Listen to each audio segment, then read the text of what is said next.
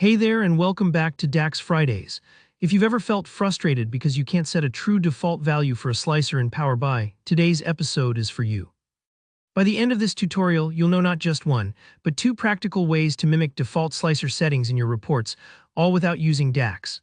These are super handy tricks that'll make your reports feel more polished and user-friendly, especially if you want viewers to start with a certain filter every time. So let's dive right in. First, we need to get a slicer onto the page. On your report canvas in Power BI, just go over to the Visuals pane and choose the slicer. That's the one that looks a bit like a funnel. Just click it and it'll pop up on your canvas. Next, we need to tell the slicer what to filter. Usually this is something like category or region, whatever field you want your users to pick from. Simply drag your chosen field, let's say category, into the slicer. Instantly, you'll see all the available categories show up as options in your slicer. By default, Power BI checks all the boxes for you, so at first, every value is selected and nothing is filtered out just yet. Now here's the catch. Power BI doesn't let you hard set a default value for a slicer that everyone sees when they open the report. But don't worry, there are clever workarounds. Let me show you the first option, which is changing the filter right on the page. Start by selecting your slicer so it's highlighted, then look over to the filters pane on the right. You'll want to use page-level filters here, which means the filter will apply just to this page. So drag that same category field into the filters area. Now simply select the value you want to be the default, for example, choose electronics.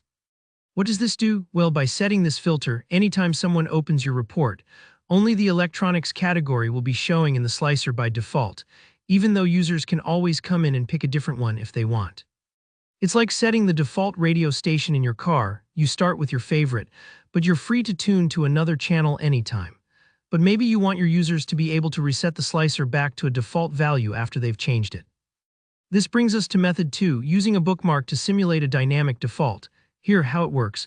First, use the slicer on your page and pick the default selection you want, say, electronics again. Now head up to the View menu and open the Bookmarks pane. Click Add Bookmark and give it a memorable name like Default Category.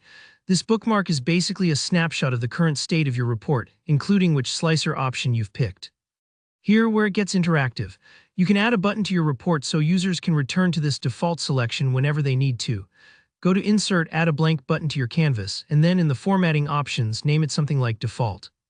Under Action, set it to Bookmark, and from the list, pick your default category, Bookmark.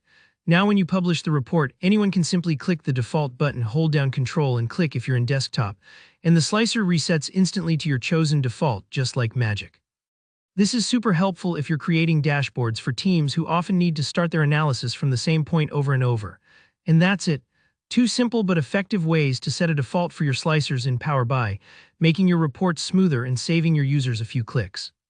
If you found this helpful, please give me a thumbs up.